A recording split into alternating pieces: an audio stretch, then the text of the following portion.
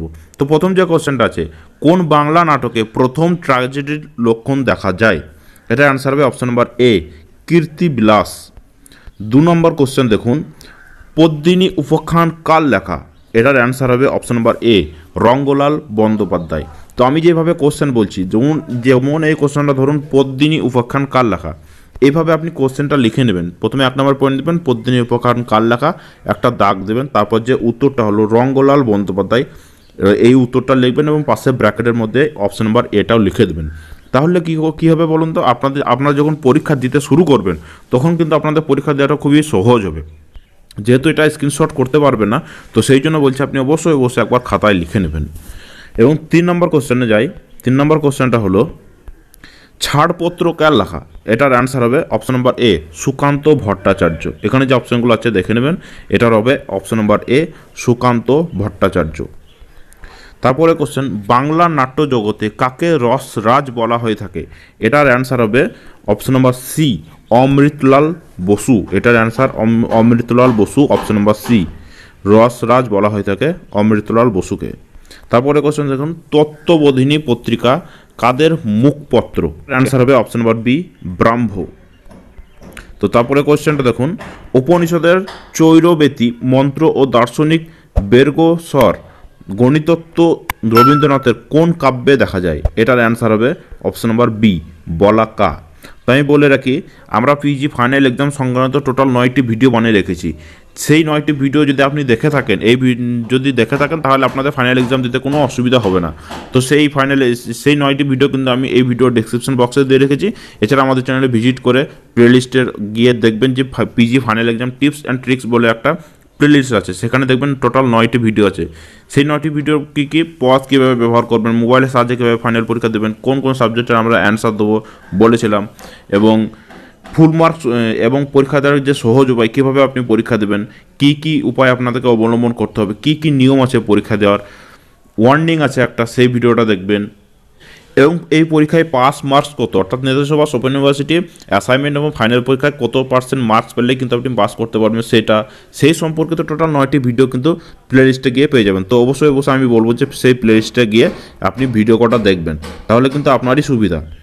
তো তারপরে কোশ্চেনটা দেখুন, 1395 শতকে গ্রন্থ আরম্ভন, চতুর্দশ 200 গ্রন্থ সমাপন কোন কাব্য সম্পর্কে এ কথা বলা হয়েছে?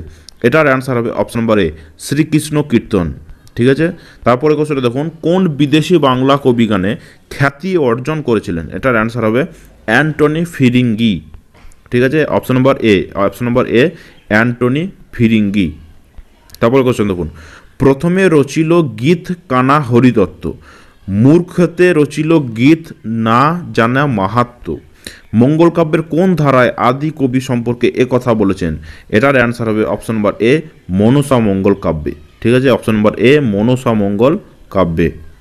তারপরে কোশ্চেন দেখুন, দ্বারকানাথ বিদ্যাভূষণ সম্পাদিত বিখ্যাত পত্রিকাটির নাম কি? এটার অ্যান্সার হবে অপশন নাম্বার বি, সোমপ্রকাশ। বিখ্যাত পত্রিকাটির নাম হলো সোমপ্রকাশ। তারপরে কোশ্চেনটা দেখুন, মুনিদত্ত কৃত চর্যাপদের টিকার নাম কি? এটার অ্যান্সার হবে অপশন নাম্বার বি, চর্যা গীতিকোষ বৃত্তি। এই কোশ্চেনগুলোই দেখবেন আপনাদের অ্যাসাইনমেন্ট পরীক্ষাতে এসেছিলো, ফাইনাল পরীক্ষাতে এসছে। তো এই কোশ্চেনগুলোই কিন্তু আপনাদের সবসময় রিপিট হতে থাকে, এই কোশ্চেনগুলোই সবসময় আসতে থাকে।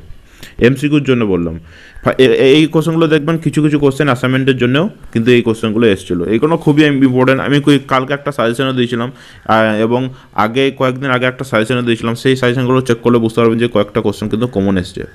তারপরে কোশ্চেন দেখুন, 1933 সালে রবীন্দ্রনাথ কলিকাতা বিশ্ববিদ্যালয়ে কোন গুরুত্বপূর্ণ অধ্যাপকের পদ গ্রহণ করেন? এটার অ্যান্সার হবে option number B, Ramtanu Lahiri. এর সাথে সাথে বলে রাখি, এখনও যে পেপারে অ্যান্সার আমরা দিইনি, সেই পেপারটা যদি আপনি কমেন্ট করেন তাহলে আমরা কিন্তু প্রত্যেকের কমেন্ট পড়ি। তো সেই কমেন্ট অনুযায়ী কিন্তু আমরা সমস্ত পেপারগুলোর অ্যান্সার নিয়ে আসছি। তো আপনি কমেন্ট করতে পারেন, আপনার কমেন্টের রিপ্লাই না দেওয়া হলেও কিন্তু আপনার অ্যান্সারগুলো পেয়ে যাবেন, যেহেতু রিপ্লাই দেওয়া সবাইকে পসিবল হয় না। তো আপনি যদি মেম্বারশিপ নিয়ে নেন তাহলে কিন্তু অবশ্যই আমাদের তো রিপ্লাই দিতেই হবে, কারণ একটা রুলসই আছে মেম্বারশিপের জন্য। তো মেম্বারশিপ নিয়ে আমাদেরকে সাপোর্ট করতে পারেন, আমাদেরকে সাহায্য করতে পারেন। এছাড়াও যে মেম্বারশিপ নেওয়ার যে সুবিধা, সেই মেম্বারশিপ নিলে যে সুবিধাগুলো আছে সেই সুবিধাগুলো কিন্তু আপনি পেতে পারেন। সেই সুবিধাগুলো দেখে আপনি মেম্বারশিপ নিতে পারেন। সাবস্ক্রাইব বাটনের পাশে দেখবেন একটা জয়েন বাটন আছে, সেই জয়েন বাটনে ক্লিক করে মেম্বারশিপ নিতে পারেন, ঠিক আছে। তারপরে কোশ্চেন হচ্ছে নবপর্যায় বঙ্গদর্শন পত্রিকায় রবীন্দ্রনাথের কোন উপন্যাসটি প্রকাশিত হয়? এটার অ্যান্সার হবে অপশন নাম্বার বি, চোখের বালি। অপশন নাম্বার বি, চোখের বালি। তারপরে কোশ্চেন দেখুন, শ্রীকৃষ্ণ কীর্তন কাব্যটির প্রথম খণ্ডের নাম কি? এটার অ্যান্সার হবে অপশন নাম্বার এ, জন্মখণ্ড। শ্রীকৃষ্ণ কীর্তন কাব্যের প্রথম খণ্ডের নাম হচ্ছে জন্মখণ্ড। অপশন নাম্বার এ। এই কোশ্চেনগুলো আপনি খাতায় লিখে নিন, আমি যেভাবে বলছি আমি বলার সাথে সাথে খাতায় লিখে নিন, পজ করে আস্তে পজ করবেন, লিখবেন, পজ করবেন, লিখবেন, এইভাবে কিন্তু লিখে নেবেন সম্পূর্ণ কোশ্চেনগুলো। যতীন্দ্রনাথ ঠাকুরের কোন প্রহসনটি ফরাসি নাট্যকর মোলিয়েরের মারিয়াজ কোর্সের অনুসরণে লেখা? এটার অ্যান্সার হবে অপশন নম্বর বি, দায়ে পড়ে দ্বার গ্রহ। দায়ে পড়ে দ্বার গ্রহ, অপশন নম্বর বি। তারপরে কোশ্চেন দেখুন, কোন চৈতন্য চরিতকার নিজের চৈতন্যমঙ্গল কাব্যের নাম পরিবর্তন করেন? এটার অ্যান্সার হবে option number C, Brindaban Das. Option number C হবে এটা, বৃন্দাবন দাস। তারপরে কোশ্চেন দেখুন, হিন্দু সমাজের কুসংস্কারের বিরুদ্ধে দ্বিজেন্দ্রলাল রায়ের নকশা জাতীয় রচনাটির নাম কি? এটার অ্যান্সার হবে এক ঘরে। এটার অ্যান্সার হবে এক ঘরে, অপশন নম্বর এ।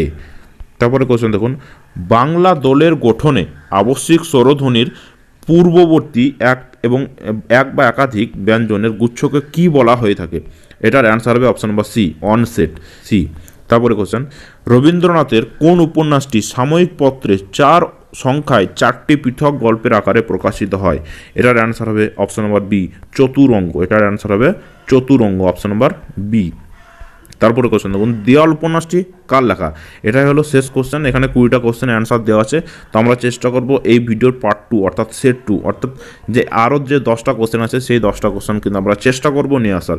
তবে যদি কমেন্ট করে জানান যে এই ভিডিওর পার্ট 2 চাই বা সেট 2 চাই, তাহলে কিন্তু আমরা অবশ্যই নিয়ে চলে আসবো সেট 2 অর্থাৎ যে বাকি যে 10টা কোশ্চেন আছে সেই বাকি 10টা কোশ্চেন নিয়ে চলে আসবো। এই কোশ্চেনগুলো বাদ দিয়ে বাকি যে 10টা কোশ্চেন আছে শুধুমাত্র সেই 10টা কোশ্চেনে নিয়ে চলে আসবো। তো শেষ কোশ্চেনটা দেখলেন, দেওয়াল উপন্যাসটি কার লেখা? এটার অ্যান্সার হবে অপশন নম্বর ডি, বিমল কর।